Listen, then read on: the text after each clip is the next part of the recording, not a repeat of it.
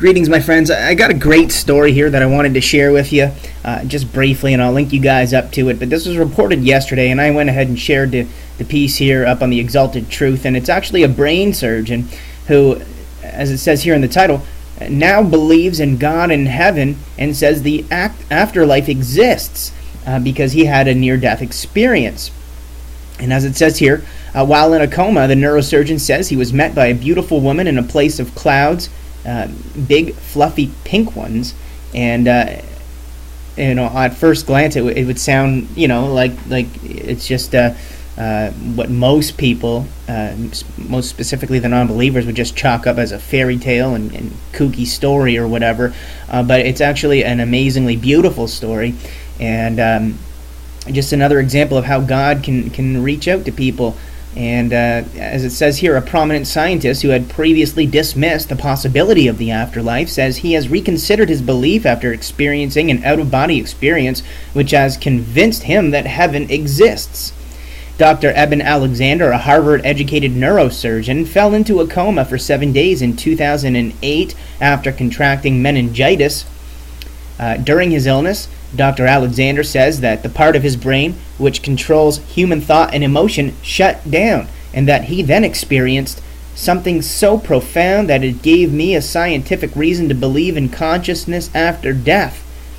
Now, in an essay for American Magazine this week, and you can link that up right here, which he wrote to promote his book, Proof of Heaven, Dr. Alexander says he was met by a beautiful blue-eyed woman in a place of clouds, big fluffy and pink white ones, and shimmering beings.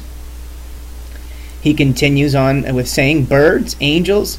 These words registered later when I was writing down my recollections, but neither of these words do justice to the beings themselves, which were quite simply different from anything I have known on this planet. They were more advanced, higher forms. The doctor adds that a huge and booming like a glorious chant came down from above, and I wondered if the winged beings were producing it. The sound was palpable and almost material, like a rain that you can feel in your skin but doesn't get you wet. And it goes on to say here that Dr. Alexander says he had heard stories from patients who spoke of outer-body experiences but had disregarded them as wishful thinking, but has since reconsidered his opinion following his own experience. He added, and I quote, "I know full well how extraordinary, how frankly unbelievable all of this sounds.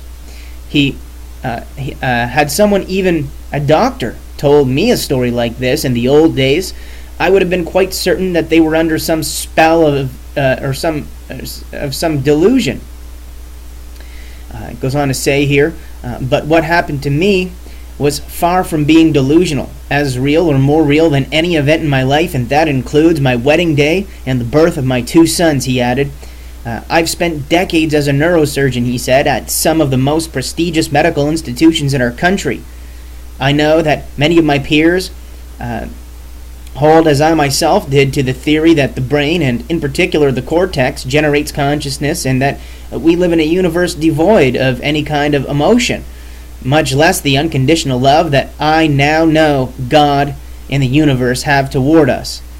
But that belief, that theory, now lies broken at our feet. What happened to me destroyed it. So it's a great story of someone who gets to experience the divine touch, and I just wanted to share it. The link will be below, guys.